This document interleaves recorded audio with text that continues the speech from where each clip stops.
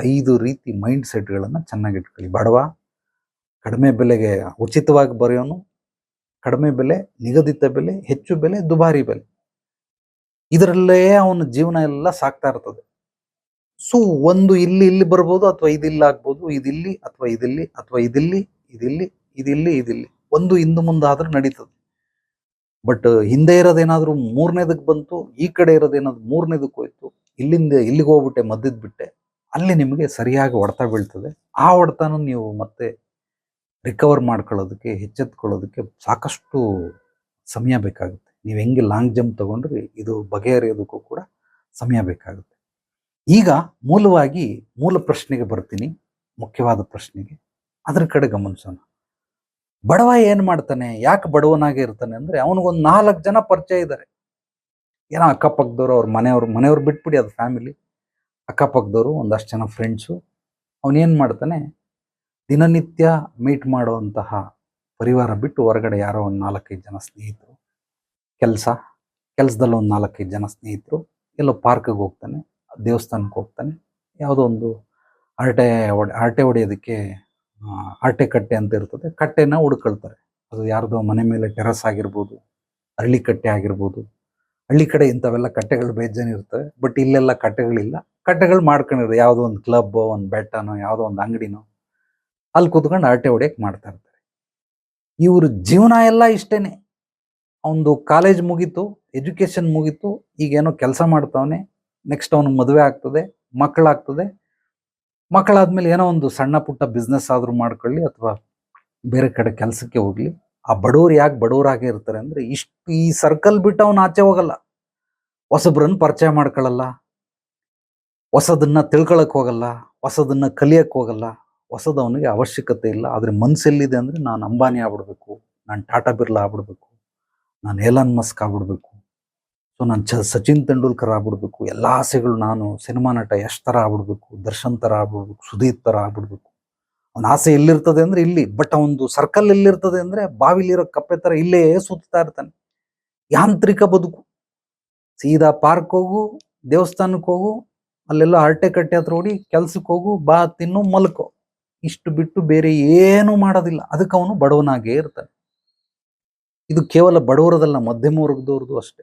ಅವ್ರ ತಲೆ ಏನಿರ್ತದೆ ಅಂದ್ರೆ ಇಷ್ಟೇ: ಗಂಡ, ಹೆಂಡತಿ, ಮಕ್ಕಳು. ಇದು ಸ್ಲಮ್ಮಲ್ಲಿರೋರ ಕತೆ ಆದರೆ, ಅಥವಾ ಯಾವುದೋ ಒಂದು ಏರಿಯಾದಲ್ಲಿ, ಗಲೀಜ್ ಏರಿಯಾದಲ್ಲಿ ಇರ್ತಾರೆ ಕೆಲವರು, ಅವ್ರ ಕತೆ ಆದರೆ. ಇನ್ನು ಕೆಲವರು ಮಧ್ಯಮ ವರ್ಗದವರು ಅಪಾರ್ಟ್ಮೆಂಟ್ಗಳಲ್ಲಿ ಇರ್ತಾರೆ, ಯಾವುದೋ ಒಂದು ಗಲ್ಲಿಲಿ ಇರ್ತಾರೆ. ಇವ್ರದ್ದು ಅದೇ ಕತೆನೆ. ಕೆಲ್ಸಕ್ಕೆ ಹೋಗು, ಒಂದಷ್ಟು ಜನ ಫ್ರೆಂಡ್ ಸರ್ಕಲ್ಲು. ಏನಂದ್ರೆ ಇವ್ರಿಗಿಂತ ಸ್ವಲ್ಪ ಹೆಚ್ಚಾಗಿರ್ತಾರೆ. ಇವನಿಗೆ 10 ಜನ ಫ್ರೆಂಡ್ಸ್ ಇದ್ರೆ 10 ಜನ ಇರೋದಿಲ್ಲ. ಉದಾಹರಣೆಗೆ ಹೇಳ್ತಾನೆ, ಓಕೆ, ಇವನಿಗೊಂದು 5 ಜನ ಇದ್ರೆ ಇವನಿಗೊಂದು 10ರಿಂದ 15 ಜನ ಇರ್ತಾರೆ. ಅದಕ್ಕೆ ಇವನು ಮಧ್ಯಮ ವರ್ಗದವನು. ಇವನು ಏನು ಕೆಲಸ ಮಾಡ್ತಾನೆ, ಇವನೇನು ಕೆಲಸ ಮಾಡ್ತಾನೆ ಗೊತ್ತಿರೋದು ಯಾರ್ಯಾರಿಗೆ? ಇವನ ಫ್ಯಾಮಿಲಿಗೆ, ಅಕ್ಕಪಕ್ಕದ ಮನೆಯವ್ರಿಗೆ, ಇವನ್ ಪರಿಚಯ ಒಡನಾಟದಲ್ಲಿರೋರು ಮಾತ್ರ ಗೊತ್ತು. ಅದಕ್ಕೆ ಇವನು ಅಷ್ಟೇ. ಈ ಮಧ್ಯಮ ವರ್ಗದವನು ಏನ್ ಮಾಡಿ, ಇವನಿಗಿಂತ ಡಬಲ್ ಇರ್ತಾನೆ. ಇವನಿಗೆ 5ರಿಂದ 10 ಅಂದ್ರೆ ಇವನಿಗೆ 10ರಿಂದ 20 ಜನ ಗೊತ್ತಿರ್ತಾರೆ. ಅದಕ್ಕೋಸ್ಕರ ಇವನು ಮಧ್ಯಮ ವರ್ಗದಲ್ಲಿ ಇರ್ತಾನೆ. ಇವಂದು ಅದೇ ಕೇಸ್. ಇನ್ನ ಮೇಲ್ಮಧ್ಯಮ ವರ್ಗದವರು, ಇವ್ರದ್ದು ಬಹಳ ಕಷ್ಟ. ನನ್ನ ಅನುಭವದಲ್ಲಿ ಹೇಳ್ತಾ ಇದ್ದೀನಿ. ಇವನು ಬಡವನೂ ಅಲ್ಲ, ಮಧ್ಯಮ ವರ್ಗದವನು ಅಲ್ಲ, ಮೇಲ್ಮಧ್ಯಮ ವರ್ಗದವನು. ಹೇಳಕ್ಕಾಗಲ್ಲ, ಬಿಸಿ ತುಪ್ಪ, ನುಂಗಂಗಿಲ್ಲ, ಉಗಳಂಗಿಲ್ಲ. ಇಲ್ಲಿ ಬರ್ತಾರೆ, ಅವ್ರ ಕತೆಗಳೆಲ್ಲ ಕೇಳಿದ್ರೆ ಬಹಳ ಸೋಜಿಗ ಇವ್ರ ಬದುಕು. ಮಧ್ಯಮ ಪಾಂಡವ, ಅರ್ಜುನನ್ ತರ ಇವ್ರ ಕತೆ. ನಿಜವಾಗ್ಲೂ ಬಹಳ ಇಂಟ್ರೆಸ್ಟಿಂಗ್ ಆಗಿದೆ. ಸೊ ಅದನ್ನ ಹೇಳ್ತಾ ಹೋದ್ರೆ ಮತ್ತೆ ಟೈಮ್ ಆಗ್ಬಿಡ್ತದೆ. ಮೂಲ ವಿಷಯಕ್ಕೆ ಬರ್ತೀನಿ, ಏನಾದರೂ ಸಮಯ ಸಿಕ್ಕಿದ್ರೆ ಬೇಕಾದ್ರೆ ಹೇಳ್ತೀನಿ. ಸೊ ಇವ್ರದ್ದು ಬಹಳ ಕ್ರಿಟಿಕಲ್ ಕಂಡೀಷನ್. ಇವರು ಅಂದ್ರೆ ಸಂದಿಗ್ಧ ಪರಿಸ್ಥಿತಿ. 2 ಕತ್ರಿ ನಡುವೆ ಸಿಗಾಕೊಂಬಿಡಿ, ಎಲ್ಲೂ ತಪ್ಪಿಸ್ಕೊಳಕ್ ಸಾಧ್ಯವೇ ಇಲ್ಲ. ಈ ಕತ್ರಿನಾದ್ರೂ ಹೊಡಿತದೆ, ಇಲ್ಲ ಈ ಕತ್ರಿನಾದ್ರೂ ಹೊಡಿತದೆ. ಅಂದ್ರೆ ಇವರೆಲ್ಲ ಮಾನ ಮರ್ಯಾದೆಗೆ ಅಂಜುವಂಥವ್ರು. ಇವ್ರಿಗೆ ಅವಮಾನ ಸಹಿಸಕ್ಕಾಗಲ್ಲ, ಇವ್ರಿಗೆ ಯಾರು ಏನು ಅನ್ನಂಗಿಲ್ಲ, ಸೊ ನೆಗೆಟಿವ್ ಕಾಮೆಂಟ್ ಹೇಳಂಗಿಲ್ಲ. ಈ ಥರದವರು ಇವರು ಮಧ್ಯಮ ಸ್ಥಿತಿಯಲ್ಲಿ ಇರ್ತಾರೆ. ಅಂದ್ರೆ ಮೇಲ್ಮಧ್ಯಮ ವರ್ಗದವ್ರು ಬಹಳ ರಿಸ್ಕ್. ಇವ್ರ ಜೀವನ ರಿಸ್ಕ್ ಏನಿಲ್ಲ, ಆರಾಮಾಗಿ ಬದುಕ್ಬೋದು. ಬಟ್ ಅವ್ರ ಮೈಂಡ್ ಸೆಟ್ ಹಂಗೆ ಮಾಡ್ಕೊಂಬಿಟ್ಟಿರ್ತಾರೆ, ರಿಸ್ಕ್ ಮೈಂಡ್ ಸೆಟ್ ಮಾಡ್ಕೊಂಬಿಟ್ಟಿರ್ತಾರೆ. ಅಳ್ಳಾಡಂಗಿಲ್ಲ, ಹಿಂಗೇ ನಡೀತಾರೆ, ನೆಟ್ಟಿಗೆ ಹಂಗೇ ಬರ್ತಾರೆ, ರೋಬೋ ಇದ್ದಂಗೆ ಪಾಪ ಇವರು ಬದುಕು. ಸೊ ಇವ್ರಿಗಿಂತ ಹೆಚ್ಚು ಜನ, ಅಂದ್ರೆ ಇವ್ರಿಗೆ 20 ಜನ ಗೊತ್ತಿದ್ರೆ ಪಕ್ಕದವ್ರಿಗೂ 40 ಜನ ಗೊತ್ತಿರ್ತಾರೆ ಇವ್ರಿಗೆ. ಸೊ ಇದು ಬಿಟ್ರೆ ನೆಕ್ಸ್ಟು ಮೇಲ್ವರ್ಗದ ಶ್ರೀಮಂತರು ಇವ್ರು ಯಾಕೆ ಶ್ರೀಮಂತರು ಅಂದ್ರೆ ಬಡವನಿಗೂ ಶ್ರೀಮಂತರಿಗೂ 10 ಪಟ್ಟು ವ್ಯತ್ಯಾಸಗಳಿರುತ್ತೆ. ಇವನಿಗೆ 10 ಜನ ಗೊತ್ತು ಅಂದ್ರೆ ಅವ್ರಿಗೆ 100 ಜನ ಗೊತ್ತಿರ್ತಾರೆ. ಇನ್ನು ಆಗರ್ಭ ಶ್ರೀಮಂತರು ಯಾರು ಇರ್ತಾರೆ ಇವನಿಗಿಂತ 10 ಪಟ್ಟು ಗೊತ್ತಿರ್ತದೆ. 1000 ಜನ ಗೊತ್ತಿರ್ತಾರೆ. ಈ 1000 ಜನ ಗೊತ್ತಿರ್ತಾರೆ ಅನ್ನೋದನ್ನ ನಾನು ಯಾವ ರೀತಿ ಪ್ರಿಡಿಕ್ಷನ್ ಮಾಡ್ತೀನಿ ಅಂತಂದ್ರೆ, ಬಡವ ಅವನೊಬ್ಬನೇ ದುಡಿತಾನೆ. ಸೆಲ್ಫ್ ಎಂಪ್ಲಾಯ್ಮೆಂಟ್, ಸಣ್ಣ ಸಣ್ಣ ವ್ಯಾಪಾರಿಗಳು, ಎಳ್ನೀರು ಮಾರೋರು, ಹೂವು ಮಾರೋರು, ಏನೋ ಚಿಕ್ಕದಾಗ ಒಂದು ಅಂಗಡಿ ಇಟ್ಕೊಂಡಿರೋರು, ತರಕಾರಿ ಅಂಗಡಿನ, ಏನೋ ಒಂದು ಟೈಲರ್ ಅಂಗಡಿ, ಬ್ಯೂಟಿ ಪಾರ್ಲರ್ ಏನೋ ಇಟ್ಕೊಂಡಿರೋ ಇವರೆಲ್ಲ ಸೆಲ್ಫ್ ಎಂಪ್ಲಾಯ್. ಇವ್ರೇನ್ ಮಾಡ್ತಾರೆ, ಅವರೇ ದುಡಿತಾರೆ, ಒಬ್ಬನೇ ದುಡಿತಾನೆ. ಈ ಮಧ್ಯಮ ವರ್ಗದವ್ರು ಏನ್ ಮಾಡ್ತಾರೆ, ಇವ್ರು ಒಬ್ಬರನ್ನೋ ಇಬ್ಬರನ್ನೋ ಕೆಲ್ಸಕ್ಕೆ ಇಟ್ಟಿರ್ತಾರೆ, ಒಂದು 5 ಜನನ ಕೆಲ್ಸಕ್ಕೆ ಇಟ್ಟಿರ್ತಾರೆ. ಸೊ ಮೇಲ್ಮಧ್ಯಮ ವರ್ಗದವ್ರು ಏನ್ ಮಾಡ್ತಾರೆ, ಒಂದು 10 ಜನನ ಕೆಲ್ಸಕ್ಕೆ ಇಟ್ಟಿರ್ತಾರೆ. ಶ್ರೀಮಂತರು ಏನ್ ಮಾಡ್ತಾರೆ, ಒಂದು 100 ಜನ ಕೆಲ್ಸಕ್ಕೆ ಇಟ್ಟಿರ್ತಾರೆ. ಆಗರ್ಭ ಶ್ರೀಮಂತರು ಏನ್ ಮಾಡ್ತಾರೆ, ಅವ್ರು 1000 ಜನ, 1,00,000 ಜನ, ಕೋಟಿ ಜನನ್ನು ಕೆಲ್ಸಕ್ಕೆ ಇಟ್ಟಿರ್ತಾರೆ. ಆದ್ರಿಂದ ಎಷ್ಟೆಷ್ಟು ಕೆಲ್ಸಕ್ಕೆ ಇಡ್ತಾ ಇರ್ತಾರೆ ಅಷ್ಟಷ್ಟು ಅವರು ಮೇಲ್ ಹೋಗ್ತಾ ಇರ್ತಾರೆ. ಸೊ ಈಗ ಬಡವೊಂದು ಮೈಂಡ್ ಸೆಟ್ ಹೆಂಗಿರ್ತದೆ, ಇಷ್ಟೇ ಕೆಳಗಡೆ ನೋಡ್ಕೊಳ್ಳಿ, ನನ್ನ ಕೈ ಇಷ್ಟರಲ್ಲೇ ಇರ್ತದೆ ಇಡೀ ಬದುಕು. ಇಲ್ಲಿ ಹುಟ್ಟದಾಗ್ಲಿಂದ ಇಲ್ಲೇ ಒಂದ್ ಸ್ವಲ್ಪ ಹಿಂಗೆ ಏರುಪೇರು ಆಗ್ಬೋದು ಅಷ್ಟೇ, ಬಟ್ ಅಂತಿಮದಲ್ಲಿ ಬಂದು ಇಲ್ಲೇ ಇತ್ಕೊಂಡು. ಎರಡನೇವ್ರು ಒಂದ್ ಸ್ವಲ್ಪ ದೊಡ್ಡದಾಗಿ ಇಲ್ಲಿಗೆ ಬಂದು ನಿಂತ್ಕೊತಾರೆ, ಅವ್ರದ್ದು ಅಷ್ಟೇ ಏರುಪೇರು ಗ್ರಾಫ್ ಹಿಂಗಿರ್ತದೆ. ಮೂರನೇವ್ರದ್ದು ಹಿಂಗಿರ್ತದೆ. ಈ ಹಂತಗಳನ್ನ ಬಿಟ್ಟು ನೆಕ್ಸ್ಟ್ ಹಂತಕ್ಕೆ, ಬಡವನಿಂದ ಶ್ರೀಮಂತ ಅಂದ್ರೆ ಮಧ್ಯಮ ವರ್ಗದಕ್ಕೆ ಹೇಗೆ ಹೋಗೋದು, ನಾನೊಂದು ಎಕ್ಸಾಂಪಲ್ ಹೇಳ್ತೀನಿ. ಯಾರೋ ಒಬ್ಬ ಹುಡುಗ ಗೊತ್ತಿರೋನು, ಅವನು ಸ್ಲಮ್ ಅಲ್ಲಿದ್ದ. ಸ್ಲಮ್ ಬಿಟ್ಬಿಟ್ಟು ಬಾಡಿಗೆಗೆ ಬಾ ಅಂತ. ಸ್ಲಮ್ ಬಹಳ ಕಡಿಮೆ, 200-300 ರೂಪಾಯಿಗೆ ಬಾಡಿಗೆ ಸಿಗ್ತದೆ. ಹೊರಗಡೆ ಬಂದ್ರೆ 1000 ರೂಪಾಯಿ ಕಟ್ಬೇಕು. ಯಾರು ಕಟ್ತಾರೆ, ಅಲ್ಲೇ ಇದ್ಬಿಡ, ಫ್ರೀ ಮೈಂಡ್ ಸೆಟ್, ಬಡಸ್ತನದ ಮೈಂಡ್ ಸೆಟ್, ಅದಲ್ಲೇ ಇದ್ದು ಬಿಡ್ತಾರೆ. ಎಷ್ಟಾದ್ರೂ ಬರ್ಲಿಲ್ಲ, 30 ವರ್ಷ ಆಯ್ತು, 35 ವರ್ಷ ಆಯ್ತು, ಮಕ್ಕಳಾಯ್ತು, ಮದುವೆ ಆಯ್ತು, ಮಕ್ಕಳು ಆಯ್ತು, ಬಾರ ಕೊನೆಗೆ ಏನೋ ಅಲ್ಲಿ ಜಗಳ ಆಡ್ಕೊಂಡು ಅಲ್ಲಿಂದ ಒಂದು ಹಂತಕ್ಕೆ ಜಾಗ ಬಿಟ್ಟು ಬಂದ. ಒಂದು 3,000 ರೂಪಾಯಿ ಕಡಿಮೆ ಬೆಲೆಗೆ ಬಂದ ನಂತರ ನಿಧಾನವಾಗಿ ಯಾವುದೋ ಒಂದು ತಗಡು ಗಾಡಿ ಇತ್ತು, ಅದನ್ನ ಗುಜರಿಗೆ ಹಾಕ್ಸಿ ಹೊಸ ಗಾಡಿ ತಗೊಳ್ಳೋದಕ್ಕೆ ನಾನೊಂಚೂರು ಹೆಲ್ಪ್ ಮಾಡಿದೆ, ತಗೊಂಡ ಕೆಲಸ ಚೇಂಜ್ ಮಾಡ್ದ. ಈಗ ಅವನು ಬಡಸ್ತನದಿಂದ ಮಧ್ಯಮ ವರ್ಗಕ್ಕೆ ಬಂದ. ಯಾಕೆ ಬಂದ, ಅಲ್ಲೊಂದು ಸ್ವಲ್ಪ ಅವನಿಗೆ ಗೈಡೆನ್ಸ್ ಸಿಕ್ತು, ಸಲಹೆಗಳು ಸಿಕ್ಕಿದ್ವು, ಒಂದಷ್ಟು ಸಹಾಯ ಸಿಕ್ತು, ಒಂದಷ್ಟು ಮಾರ್ಗದರ್ಶನ ಸಿಕ್ತು, ಅದಕ್ಕೋಸ್ಕರ ಬಂದ. ಹಂಗಾಗಿ ಮಧ್ಯಮ ವರ್ಗದವನು ಅವನು ಅಲ್ಲಿಂದ ನೆಕ್ಸ್ಟ್ ಇನ್ನೊಂದು ಹಂತಕ್ಕೆ ಹೋದ. ಯಾರೋ ಒಬ್ರು ಮಿನಿಸ್ಟ್ರ್ ಹತ್ರ ಏನೋ ಕೆಲಸ ಆಗಬೇಕಿತ್ತು, PA ಆಗೋದ ಅಥವಾ ಸಹಾಯಕನಾಗೋದ, ನಾನು ಇಂತಿಂಥ ಕೆಲಸ ಮಾಡ್ತೀನಿ ಅಂತ. ಅವನು ಮುಂಚೆ ಇದ್ದಿದ್ದ ಸಂಬಳ 30,000. ಅವನು ಹೋದ್ಮೇಲೆ ಎಷ್ಟೇ ಕೆಲಸ, ನಾನು 50,000 ಕೊಡ್ತೀನಿ. 30ರಿಂದ 50 ಜಂಪ್ ಆಯ್ತು, ಹೋಗ್ಬಿಟ್ಟ. ಅವ್ನ ಕೆಲಸ ನೋಡ್ಬಿಟ್ಟು ಚೆನ್ನಾಗಿ ಮಾಡ್ತಾ, ಅದಾದ್ಮೇಲೆ ಮತ್ತೆ ಇನ್ನೊಬ್ಬರು CM ಹತ್ರ ಕಳಿಸ್ತಾ, MLA ಸಖತ್ತಾಗಿ ಮಾಡ್ತಾನೆ ನೋಡಿ ಅಂತ. ಅವ್ನು ನಿಂಗೆ 1.5 ಲಕ್ಷ ಕೊಡ್ತೀನಿ. 30ರಿಂದ 50, 50ರಿಂದ 1.5. ಈಗ ಲೈಫ್ ಸ್ಟೈಲ್ ಕೂಡ ಚೇಂಜ್ ಆಗುತ್ತೆ ಆಟೋಮೆಟಿಕ್ ಆಗಿ. ಯಾಕೆಂದ್ರೆ 50ರಿಂದ 1.5 3 ಪಟ್ಟು ಸಿಕ್ಕಿದ್ರೆ ಲೈಫ್ ಸ್ಟೈಲ್ ಚೇಂಜ್ ಆಗ್ಲೇಬೇಕು, ಬೇರೆ ದಾರಿ ಇಲ್ಲ. ಮಾಡ್ಕೊಳ್ತಾನೆ. ಹಂಗ ಮಾಡ್ಕೊಂಡು ಮುಂದೆ ಬೆಳೀತಾರೆ. ಮುಂದೆ ಬೆಳೆದು ಹೋದವರು ಅಂಬಾನಿ, ಮುಖೇಶ್ ಅಂಬಾನಿ ಮಕ್ಕಳವರು. ಧೀರುಭಾಯ್ ಅಂಬಾನಿ ಏನು ಹುಟ್ಟತಾನೆ ಶ್ರೀಮಂತನ ಇಲ್ಲ, ಫೆಡರಲ್ ಬ್ಯಾಂಕಲ್ಲಿ ಕೆಲಸ ಮಾಡ್ತಾ ಇದ್ದ. ಬಡವನಿಂದ ಮಧ್ಯಮ ವರ್ಗಕ್ಕೆ ಬಂದ, ಮೇಲ್ಮಧ್ಯಮ ವರ್ಗಕ್ಕೆ ಬಂದ, ಶ್ರೀಮಂತನಾದ, ಆಗರ್ಭ ಶ್ರೀಮಂತನಾದ. ಇವತ್ತು ಭಾರತದ ಮೂಲ ವ್ಯಕ್ತಿ, ಶ್ರೀಮಂತರ ಪಟ್ಟಿಯಲ್ಲಿ 1ನೇ ಸ್ಥಾನ.